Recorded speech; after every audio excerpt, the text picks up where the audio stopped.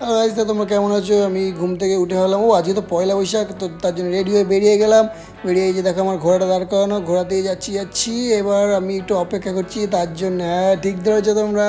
না না না না, এটাকে অমিতের জন্য অপেক্ষা করছিলাম। তারপর আমরা আবার বেরিয়ে গেলাম, চলে আসলো একে একে সোনাই, এদিকে ভাইডি, পিছনে কয়লা। তারপরে আমরা আবার তেল ভরে নিয়ে বেরিয়ে গেছি বর্তির বিলের জন্যে।